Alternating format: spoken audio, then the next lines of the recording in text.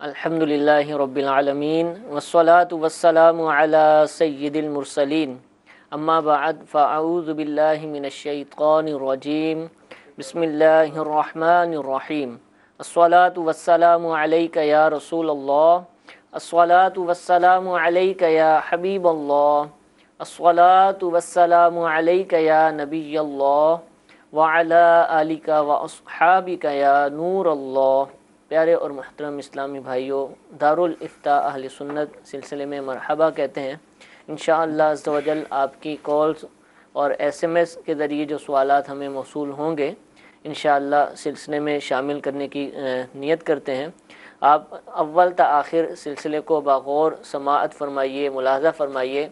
जो दीनी मसाइल बयान किए जाएँ उनको याद रखिए, याद रखने की कोशिश कीजिए। मुमकिन हो तो लिख भी लीजिए। हमारे बहुत सारे मदनी चैनल के नाज़रीन हैं कि जिनकी तरफ से हमें ये मालूम होता है कि उन्होंने बाकायदा इसके लिए डायरियाँ और कॉपियाँ बनाई हुई हैं और उसमें वो सवाल और जवाबात हत्तल इम्कान लिखने की कोशिश करते हैं। तो आप भी अगर हमारे सिलसिले को देखते हैं बल्कि देखा करें, दूसरों को भी तरगीब दिलाएँ और इस हवाले से कोई रजिस्टर, कॉपी वग़ैरह, डायरी अपने लिए मुख्तस कर लीजिए। सिलसिला नंबर के साथ जो है वो आप सवाल और जवाब बाद तहरीर फरमाएँ। इंशाअल्लाह इल्म दीन का एक बहुत बड़ा ख़जाना हाथ आएगा। आज जो हमारा सिलसिला है इसका नंबर है 1141, यानी 1000 से ज़ायद सिलसिले अल्हम्दुलिल्लाह हो चुके हैं और हज़ारों के हिसाब से इसमें मसाइल बयान किए गए हैं। तो जो इस्लामी भाई पाबंदी के साथ देखते हैं या अक्सर देखते रहते होंगे, उम्मीद है कि उनको बहुत ज़्यादा इल्म दीन हासिल हुआ होगा और उनकी बहुत ज़्यादा इस्लाह भी हुई होगी। तो आप भी नियत फरमा लीजिए। जो पहली मर्तबा देख रहे हैं उनसे भी अर्ज़ है कि बग़ौर सुनिए, आइंदा भी देखने की नियत फरमाइए और दूसरों तक भी इसकी खूब नेकी की दावत दीजिए, तरगीब दीजिए। इंशाअल्लाह इसके बेहद फ़वाइद हासिल होंगे। आज भी इंशाअल्लाह हमारे साथ दो मुफ्तियान किराम होंगे। मुफ्ती जमील मदनी साहब जो कि दारुल इफ्ता अहले सुन्नत फैज़ मदीना बाबुल मदीना जो कि नॉर्थ कराची के इलाके में वाक़ है। फैज़ मदीना मस्जिद बहुत मशहूर व मारूफ़ है, उसके साथ ही मुल्हिक है ये दारुल इफ्ता अहले सुन्नत। और दूसरे मुफ्ती साहब मरकज़ी दारुल इफ्ता अहले सुन्नत मरकज़ुल औलिया लाहौर दाता दरबार से इंशाअल्लाह हमारे साथ तशरीफ़ फरमाओगे। आप कॉल कीजिए, इंशाअल्लाह आपका सवाल इनसे हम पूछेंगे। दुरूद पाक की फ़जीलत सुनते हैं। शेख तरीक़त अमीर अहले सुन्नत दामत बरकातुहुल आलिया ने अपने रिसाले ज़ियाए दुरूद सलाम इसके सफ़ा नंबर 5 पर हदीस पाक नकल की, जिसने मुझ पर सुबह व शाम 10-10 बार दुरूद पाक पढ़ा उसे क़यामत के दिन मेरी शफ़ाअत मिलेगी। सल्लु अलल हबीब सल्लल्लाहु तआला अला मुहम्मद सल्लल्लाहु तआला अलैहि व आलिहि वसल्लम। पहली कॉल सिलसिले का हिस्सा बनाते हैं जी। ये पूछना था कि एक आदमी के ऊपर ज़कात कब लागू होती है, इसके बाद कितनी आमदनी हो, कितना सोना हो, कितनी चांदी हो तो वो तब ज़कात दे सकता है? जी हुज़ूर, ज़कात के अदायगी के अयाम वैसे तो पूरा साल ही है, लेकिन ये अयाम जो हैं लोग ज़कात अदा करते हैं। तो अगर आप तफसील के साथ इसके जो पहलू हैं वो इरशाद फरमा दें तो कई नाज़रीन की रहनुमाई भी हो जाएगी और हो सकता है कि उस पर अमल भी करें। अल्हम्दुलिल्लाहि रब्बिल आलमीन वस्सलातु वस्सलामु अला सय्यिदिल अंबिया वल मुरसलीन। ज़कात ये अरकान इस्लाम में से एक अहम तरीन रुकन है। ज़कात ठीक है, इसके ज़रिए से आदमी अपने माल को साफ़ कर लेता है और इसमें जो गरीबों का हक़ शरीयत मुताहरा ने एक मखसूस हक़ मुकर्रर फरमाया है, उसकी अदायगी कर लेने से आदमी का अपना जो माल होता है, जो बकिया माल होता है, वो महफूज हो जाता है और इसमें बरकतें भी होती हैं, इजाफ़ा भी होता है। तो ज़कात लाजिम होने के हवाले से इस तरह का जो अवामी एक जहन है कि माह रमज़ान मुबारक में ज़कात की अदायगी कर रहे होते हैं, तो जिस तरह माह रमज़ान रोज़ों का महीना है तो अवामी अमल से ऐसा लगता है कि शायद वो ये समझते हैं कि ज़कात का महीना भी रमज़ान है, तो ऐसा नहीं है। ठीक है, ज़कात लाजिम होने के हवाले से कोई दिन, तारीख़, महीना शरीयत मुताहरा ने मुकर्रर नहीं फरमाए कि इस दिन ज़कात लाजिम होती है। ठीक है, इसमें यह है कि एक आदमी जो अमवाल ज़कात, अब अमवाल ज़कात कौन कौन से होते हैं?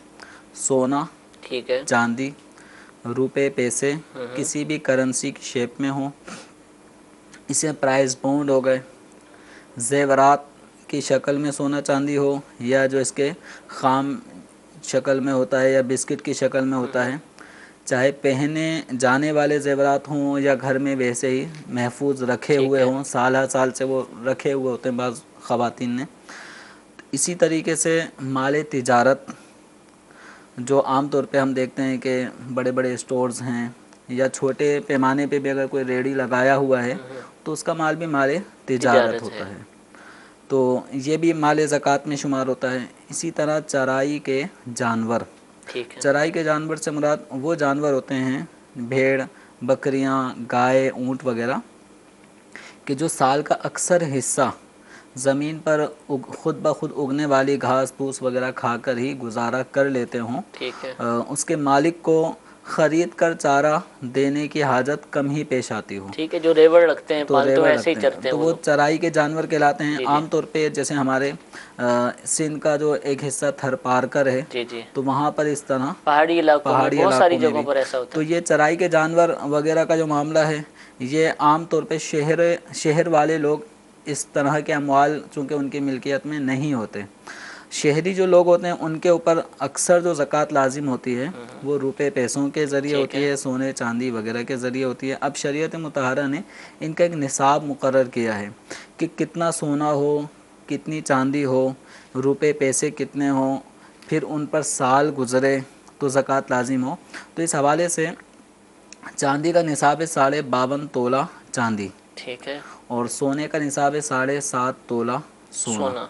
تو اگر کسی کے پاس سونے کا زیور ہے 7.5 تولہ سونا ہے یا 9 تولہ سونے کا زیور ہے تو اس کے اوپر سال گزرنے کی صورت میں زکوٰۃ کی ادائیگی لازم ہوگی۔ مزید اور شرائط بھی ہم نے دیکھنے ہوں گے۔ اسی طرح چاندی ہے 52.5 تولہ، تو 52.5 تولہ چاندی، عام طور پہ چاندی یہ سناروں کے پاس ہو تو ہو، عوامی جو خواتین کے پاس عام طور پہ اب چاندی کے زیورات پہننے کے لیے لینے خریدنے وغیرہ کی عام طور رجحان پہ نہیں۔ کوئی ذہن نہیں ہوتا، لیکن پھر بھی ایک چاندی کا ایک نصاب ہے 52.5 تولہ چاندی۔ تو اب یہ ہے کہ روپے پیسے بکثرت لوگوں کے پاس، مرد عورتوں کے اوپر زکوٰۃ لازم ہونے کی ایک بڑی صورت ہوتی ہے روپے پیسے، وہ ان کے اکاؤنٹ میں ہوتے ہیں یا اپنے گھر میں کوئی محفوظ کر کے رکھتا ہے یا اس نے کہیں BC ڈالی ہوئی ہوتی ہے اور وہاں پر اس کی رقم جمع ہو رہی ہوتی ہے، یا کسی کو ہم نے قرضہ دیا ہوتا ہے اور وہ قرض کی صورت میں مقروض کے پاس ایک طرح سے ہمارا وہ مال محفوظ ہوتا ہے ٹھیک ہے، جو وہ وقت آنے پر ہمیں ادا کرتا ہے۔ تو اکثر زکوٰۃ لازم ہونے کی عوام میں جو صورت ہوتی ہے وہ روپے پیسوں کے ذریعے۔ ٹھیک ہے، ایک صورت ہوتی ہے مال تجارت کی، تو مال تجارت میں جس طرح میں نے مثال دی کہ اسٹورز وغیرہ پہ سامان بکتے ہیں تو وہ مال تجارت ہیں۔ اسی طرح مال تجارت کی ایک صورت ہوتی ہے پلاٹ، کہ فلیٹ خرید لیا یا پلاٹ خرید لیا، اور ان چیزوں کو خریدنے کا مقصد ہوتا ہے کہ ہم اس کو آگے بیچیں گے، ٹھیک ہے، ابھی سستے داموں مل رہے ہیں، آگے چل کے ہم نے اس کو بیچنا ہے، نفع اٹھانا ہے، تو یہ جو پلاٹ ہوتے ہیں کئی سال تک پڑے رہتے ہیں، ٹھیک، تو یہ بھی مال تجارت ہوتے ہیں۔ صحیح، تو اب نصاب جو ہے 52.5 تولہ چاندی اور 7.5 تولہ سونا، یہ تو ایک معیار ہے۔ اب دیگر جو چیزیں ہیں روپے پیسے یا پلاٹ یا مال تجارت وغیرہ، تو اس کے اندر ہم نے ان سونے چاندی کا جو نصاب ہے کسی ایک کے نصاب کے برابر بھی اگر مالیت دیگر اموال زکوٰۃ جو ذکر کیے گئے ان کی بنتی ہو، سال پورا ہو جائے، اور جب سال پورا ہونے سے پہلے بھی یہ دیکھنا ہے کہ آپ کے پاس جو مال ہے، مثال کے طور پہ 52.5 تولہ چاندی، اس کی قیمت 40,000 کے قریب بنتی ہے، تبدیل بھی ہوتی رہتی ہے اور ہر شہر میں یہ آگے اپ پیچھے ڈاؤن ہوتی رہتی اور ہے، ملکوں میں بھی فرق آئے گا۔ ٹھیک ہے، ملکوں کے اعتبار سے۔ تو 52.5 تولہ چاندی کی قیمت اگر ہم فرض کرتے ہیں کہ 40,000 روپے ہو، تو اگر کسی کے پاس 40,000 روپے ہیں یا اس نے ایک پلاٹ خریدا ہوا ہے 1 لاکھ روپے کا، کہیں اس نے پلاٹ خرید دیا، اس کا ارادہ ہے کہ اس کو میں بیچوں گا، تو اب یہ جو 40,000 روپے یا اس کے پاس پلاٹ ہے اور یہ اس کے قرض وغیرہ سے بھی فارغ ہے، یعنی اس کے اوپر کوئی ایسا قرض نہیں ہے کہ اگر یہ اپنے دیگر اموال حاجت اصلیہ سے زائد کو بیچے تو یہ رقم نصاب سے کم ہو جائے، ایسی بھی کوئی صورت نہیں ہے۔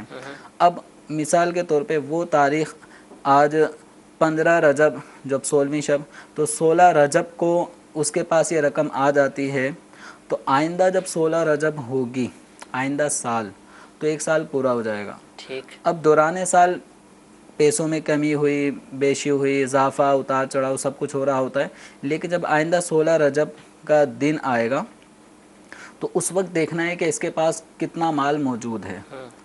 اگر وہ اب بھی نصاب کے برابر یا زائد ہے اور اس کے اوپر قرضہ نہیں ہے کہ اگر قرض ادا کرے تو نصاب سے کم ہو جائے، ایسی بھی سچویشن نہیں ہے، تو حاجت اصلیہ سے بھی فارغ ہے، تو اس کے اوپر پھر زکوٰۃ کی ادائیگی لازم ہوگی۔ ٹھیک ہے۔ تو زکوٰۃ لازم ہوتی ہے سونا چاندی، روپے پیسے، مال تجارت پر، چرائی کے جانور پر، کرائے پر دیے جانے والے جو اشیاء ہیں، جیسے ڈیکوریشن کا بہت سارا ایک سامان ہوتا ہے، لاکھوں لاکھ روپے کا ہوتا ہے، لیکن وہ بیچنے کی غرض سے ڈیکوریشن والے نہیں دیتے، وہ ویسے ہی کرائے پر دے رہے ہوتے ہیں، یا کرائے پر دیے جانے والے مکان یا کرائے پر دی جانے والی کاریں جو آدمی نے خریدی ہی رینٹ کار کے طور پر ہیں، کہ اس کا مقصد ہی صرف کرائے پر، یا بعض لوگ رکشے وغیرہ خرید لیتے ہیں تو وہ ان کا مقصد بیچنا نہیں ہے، صرف کرائے پہ چلوانا ہے، تو یہ مال تجارت میں شامل نہیں ہوگا۔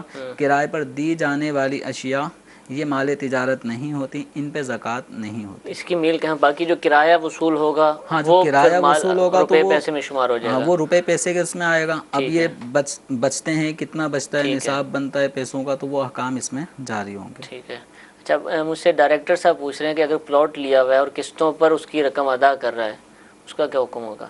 اب یہ جو اس میں دیکھنا ہوگا کہ پلاٹ اس نے کتنے کا لیا۔ ٹھیک ہے۔ جیسے 3 لاکھ کا پلاٹ لیا ہے اور یہ قسط ادا کر رہا ہے ہر مہینے 20,000 روپے، ٹھیک ہے، تو ابھی کتنی قسط جمع کرا دی ہے؟ ٹھیک ہے، تو اگر اس نے 50,000 یکمشت جمع کرائی، پھر اس کے بعد 20,000 روپے جمع کرا رہے ہیں، تو یہ 3 لاکھ روپے میں یہ جو ادا کر چکے ہیں اس کو ہٹا دیں تو بقیہ مثال کے طور پہ 2,30,000 روپے یہ قرضہ ہے۔ تو اس صورت میں اگر یہ اس پلاٹ کو سال پورا ہونے کی صورت میں بیچیں، ٹھیک ہے، تو یقیناً 1 سال بعد اس کی ویلیو بڑھ جائے گی، ٹھیک ہے، 4 لاکھ روپے ہو جائیں گے یا 4.5-5 لاکھ۔ تو جب سال پورا ہوگا تو سال پورا ہونے کے وقت ہم دیکھیں گے اس پلاٹ کی قیمت کتنی ہے، اس کے اوپر واجب الادا قسطیں کتنی ہیں، اب وہ کتنے باقی رہ گا۔ اب ہو سکتا ہے 1.5 لاکھ روپے قسط باقی رہ گئی تھی، تو اس کی موجودہ سال پورا ہونے پر جو قیمت بنتی ہے اس میں سے واجب الادا قسطیں یا جو بھی اس کے اوپر قرضے ہیں وہ سب مائنس کر دیں۔ ٹھیک ہے۔ اب باقی جو قیمت بچے گی نا، وہ قیمت ایسی ہے کہ جس کے اوپر زکوٰۃ لازم ہوگی۔ ٹھیک ہے۔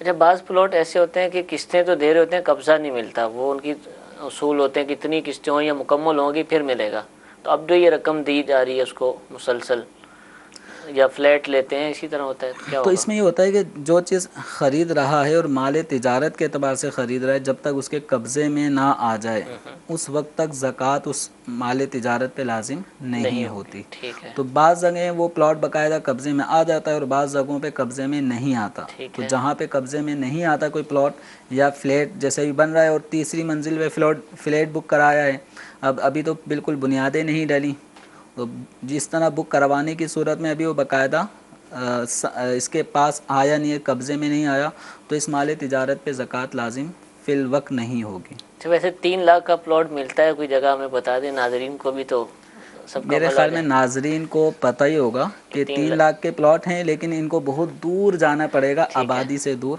مل جائیں گے لیکن وہ پھر شاید علاقے سے باہر ہوں گے۔ تفصیل کے ساتھ الحمدللہ مفتی صاحب نے زکوٰۃ کے حوالے سے جو معلومات ہیں وہ بیان فرمائی ہیں۔ مزید آپ ہمارے سلسلے دیکھتے رہیں، چونکہ یہ ایام ایسے ہیں کہ زکوٰۃ کے حوالے سے کثرت سے سوالات آتے ہیں، تو ہم بار بار یہ پوچھتے رہیں گے۔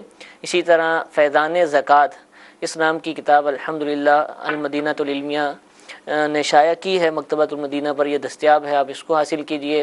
دارالافتاء اہل سنت کے جو فتاوی جات ہیں زکوٰۃ کے حوالے سے، اس پر بھی مشتمل ایک بہت ہی پیاری کتاب زکوٰۃ کے احکام، یہ بھی مکتبۃ المدینہ پر دستیاب ہے، دعوت اسلامی کی ویب سائٹ پہ بھی موجود ہے، اور دارالافتاء اہل سنت کی موبائل اپلیکیشن کی بک لائبریری میں بھی یہ دونوں کتابیں موجود ہیں۔ آپ ان کو پڑھیے، حاصل کیجیے، انشاءاللہ بہت زیادہ فائدہ حاصل ہوگا۔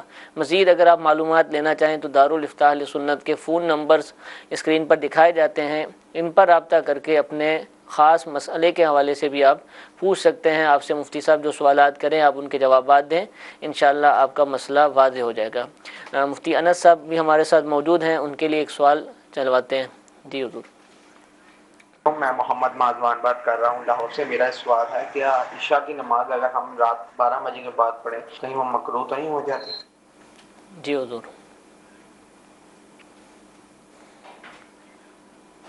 بسم اللہ الرحمن الرحیم۔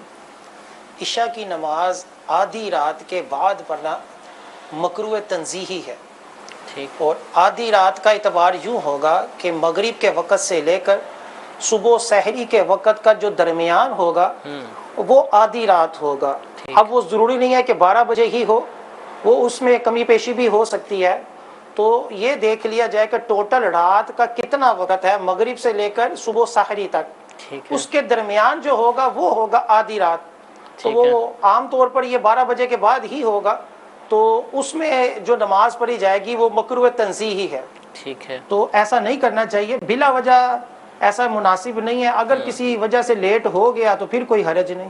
ٹھیک ہے، اس کو پھر حرج نہیں، لیکن جماعت کے ساتھ جن پر واجب ہے ان کو تو جماعت کے ساتھ ہی نماز پڑھنی چاہیے۔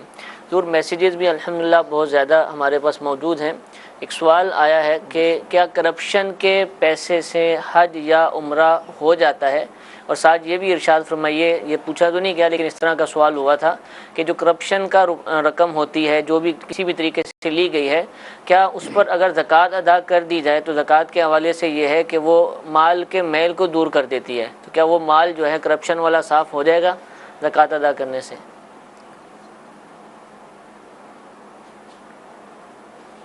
اس میں تو یہ دیکھنا ہوگا کہ وہ کرپشن کس اعتبار سے ہے۔ ٹھیک ہے، یہ کس کو کرپشن سمجھ رہے ہیں، رشوت ہے، سود ہے، یا سمگلنگ کا مال ہے، کس کو وہ کرپشن سمجھ رہے ہیں؟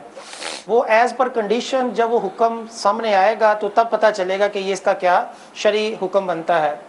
عمومی طور پر یہ ہے کہ اگر مل کے حرام ہے، یعنی رشوت کی کمائی ہے یا چوری کی کمائی ہے یا اور کسی طرح جوے کی کمائی ہے جس کو مل کے حرام کہا جاتا ہے، اس سے زکوٰۃ، اس کے اوپر زکوٰۃ بھی لازم نہیں آتی اور نہ ہی اس سے زکوٰۃ دینا بھی درست ہوگا، کیونکہ یہ ہے حرام مال، ٹھیک اور ہے، زکوٰۃ ہوتی ہے حلال مال کو پاک کرنے کے لیے، ٹھیک ہے، اور جو پہلے ہی حرام ہوگا اس کو وہ کیا پاک کرے گی؟ صحیح، تو اس کا تو حکم یہ ہوتا ہے کہ جس سے رشوت لی ہے اس کو واپس کرے، ٹھیک ہے، جس کی چوری کی ہے اسی کو مال واپس کرے، یا جوا جس سے جیتا ہے اسی کو مال واپس کرے۔ ٹھیک ہے، یہ اس کی ملکیت ہی نہیں ہے، جب اس کی ملکیت ہی نہیں ہے تو اس کے اوپر زکوٰۃ کیسے ہوگی؟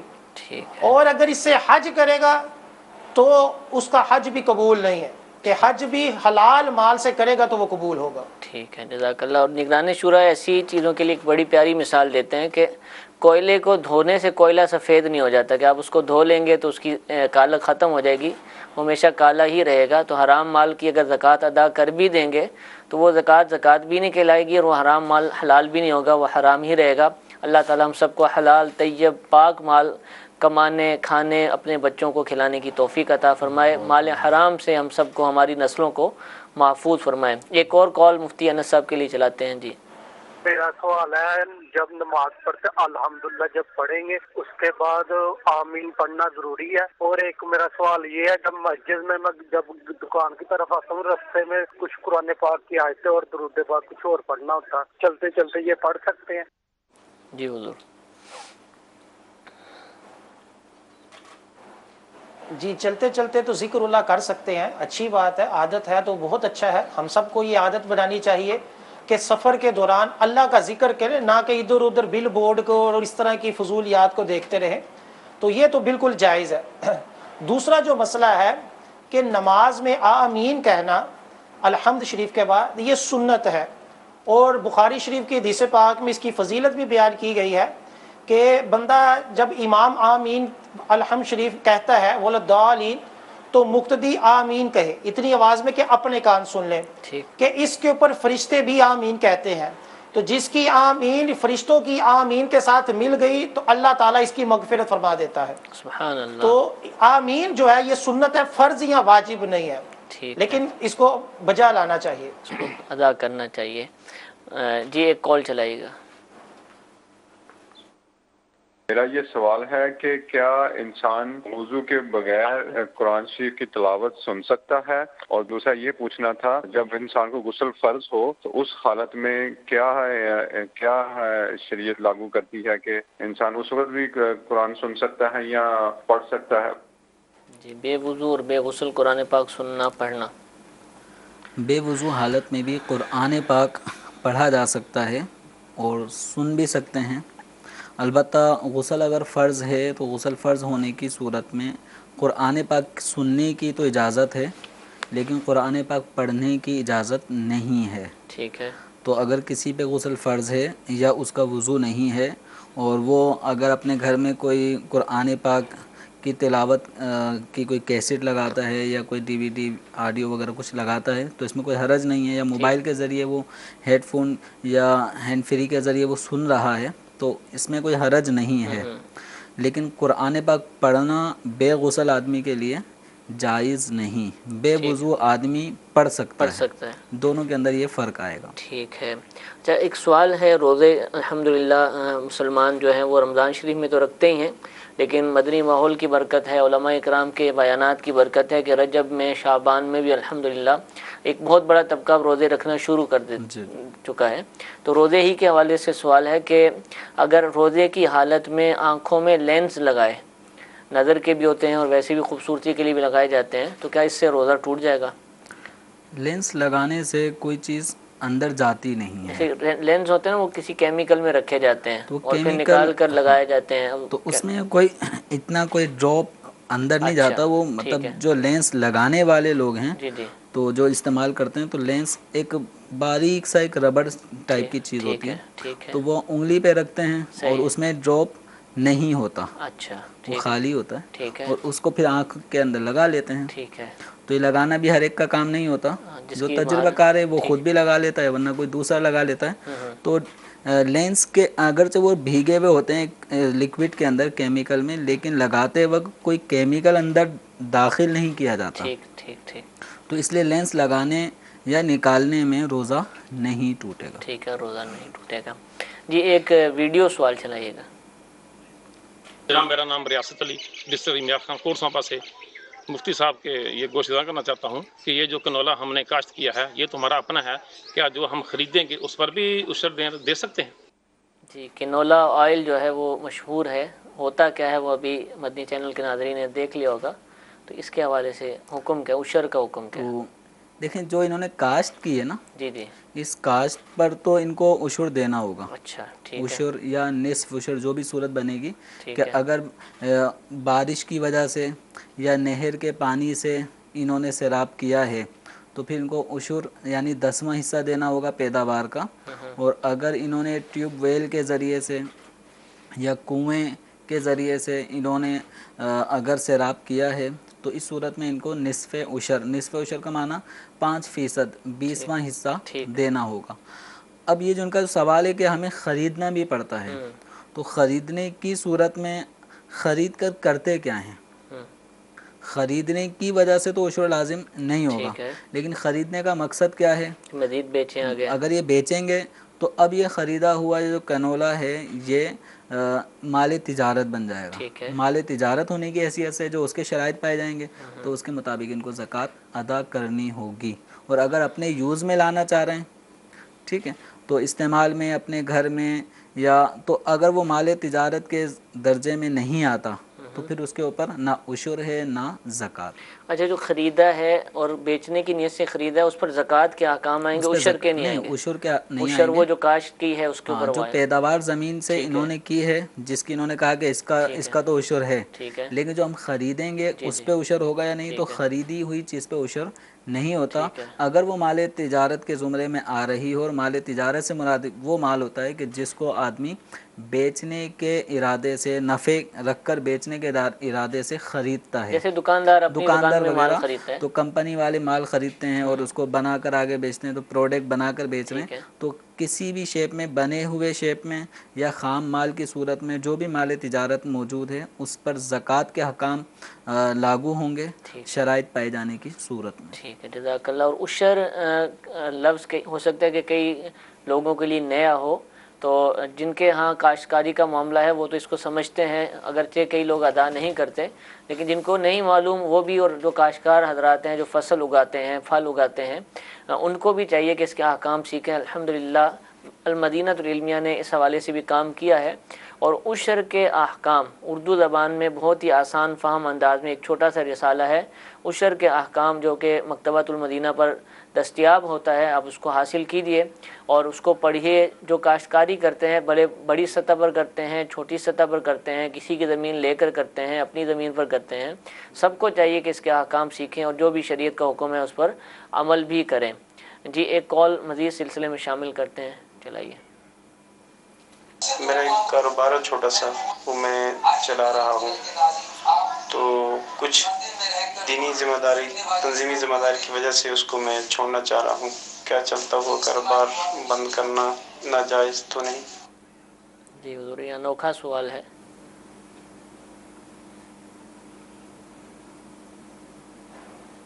شرعی طور پر تو چلتا ہوا کاروبار چھوڑنا ناجائز نہیں ہے، البتہ ایک حدیث پاک ہے کہ اللہ تعالیٰ جب تمہیں کسی چیز میں رزق دے تو جب تک اس کے اگینسٹ، اس کے متبادل تمہیں کوئی تجارت نہ مل جائے تو اس پہلے والے کو نہ چھوڑو. یہ مشکوٰۃ شریف کی حدیث پاک کا مفہوم ہے.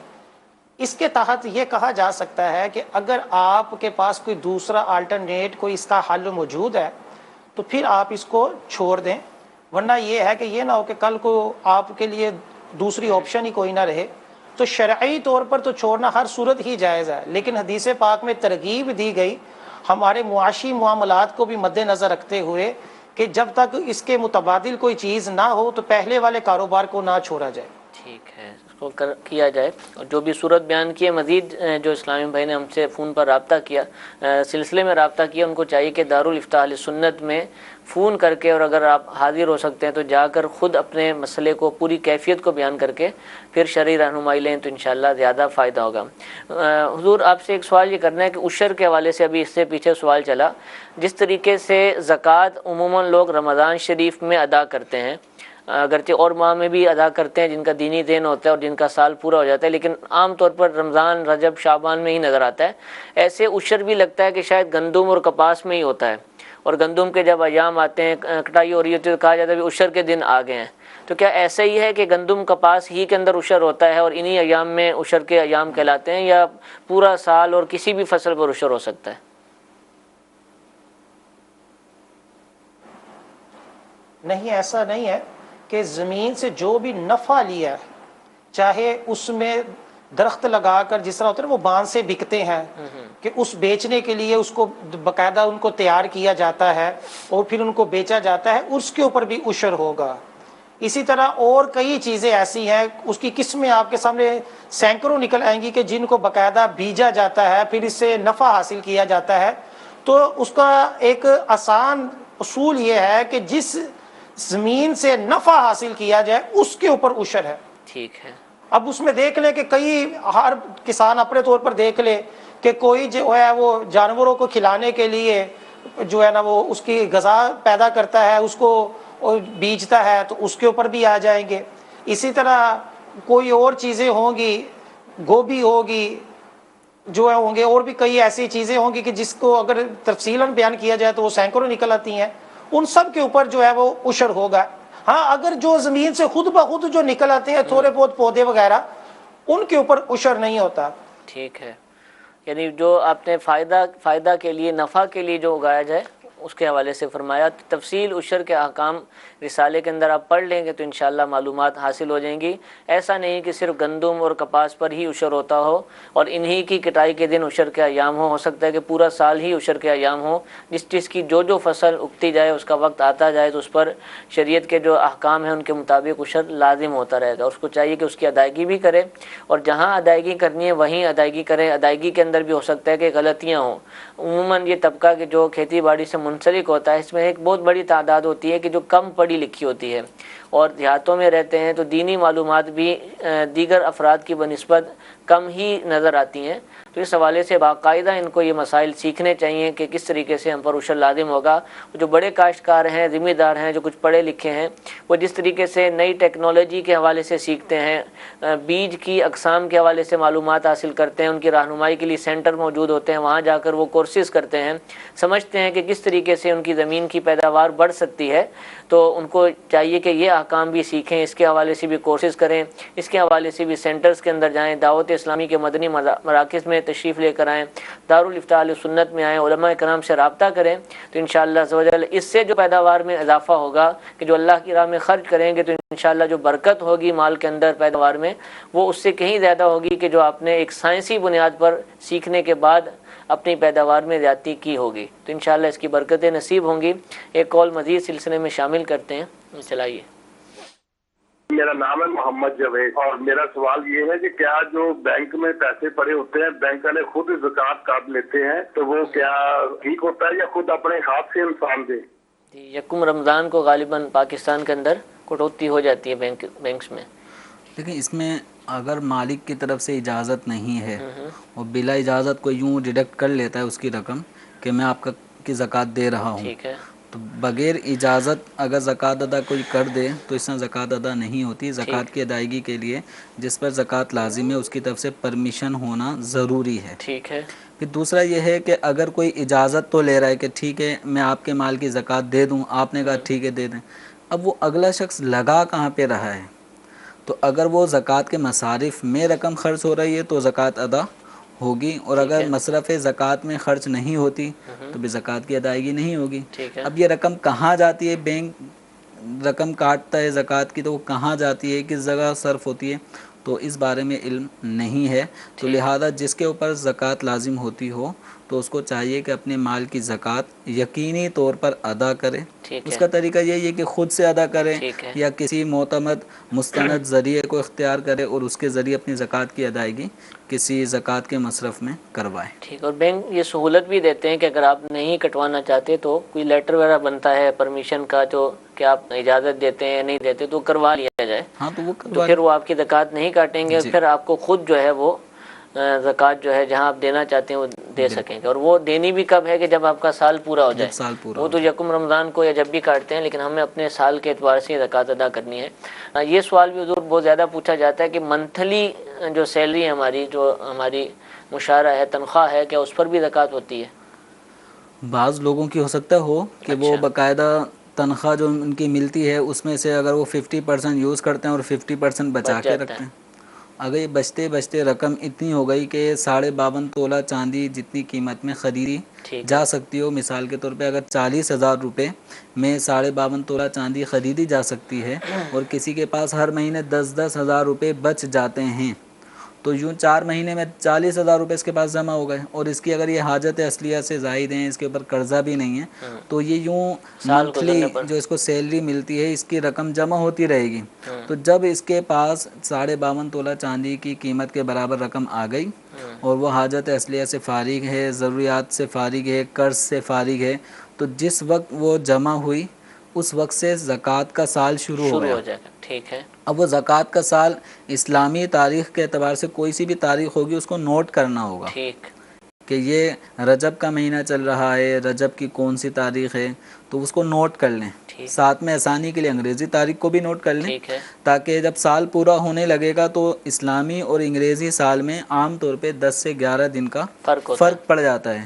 کہ آج جو اگر 16 رجب کو جو انگریزی تاریخ ہے تو آئندہ سال 10 دن پیچھے ہوگی تو 16 رجب جو ہے وہ پہلے ہوگی. ٹھیک ہے. اور انگریزی کی یہ تاریخ بعد میں آ رہی ہوگی، 10 دن بعد آ رہی ہوگی. ٹھیک ہے. تو اس لیے زکوٰۃ لازم ہوتی ہے اسلامی مہینے کے اعتبار سے. 12 مہینے جب پورے ہو جائیں گے تو اس وقت زکوٰۃ کی ادائیگی کا اب دیکھنا پڑے گا کہ سال پورا ہو گیا، کیا اب بھی زکوٰۃ کے شرائط پائے جا رہے ہیں، کس اعتبار سے کہ کیا آپ کے اوپر قرضہ تو نہیں ہے. اگر ہے تو اگر وہ ادا کر دیں تو پھر بعد میں مال کتنا بچتا ہے.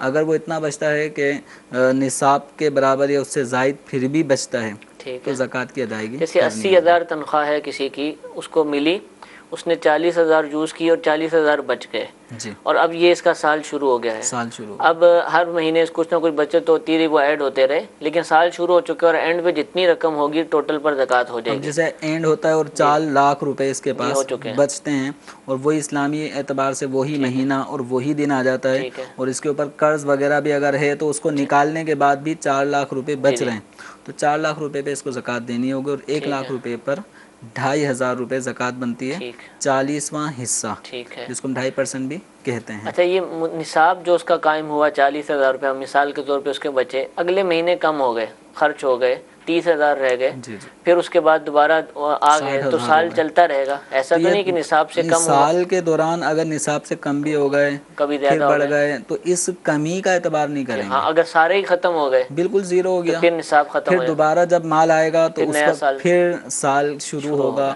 اور یہ سب شرائط دیکھے جائیں گے. جزاک اللہ. جی ایک آخری کال مفتی انس صاحب کے لیے چلا دیجیے.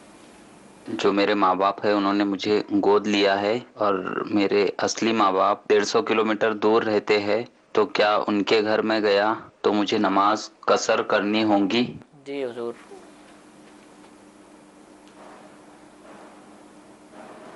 اس پہ تو یہ دیکھا جائے گا کہ جب ان کے والدین نے دوسروں کو یہ دے دیے تو اگر انہوں نے ہوش سنبھالتے یہ نیت کی ہو کہ اب میں ہمیشہ انہی کے گھر میں رہوں گا، اپنے والدین کا شہر چھوڑ دیا اور ان کا جو شہر ہے اور یا جس شہر میں رہ رہے ہیں ان دونوں شہروں کے درمیان 92 کلومیٹر ہوں گے، تو تب یہ ہوگا کہ جب یہ دوبارہ اپنے والدین سے ملنے جائیں گے تو اس صورت میں یہ قصر پڑیں گے. ٹھیک ہے.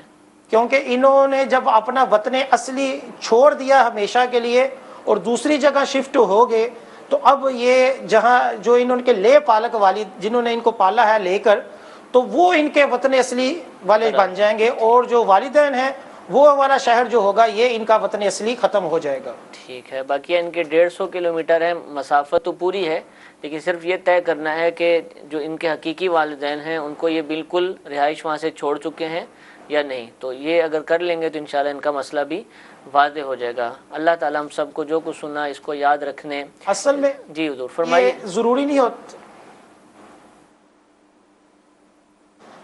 اصل میں نا یہ ضروری نہیں ہوتا کہ 150 کلومیٹر جو ہو وہ ہر صورت کی شرعی سفر بنتا ہو.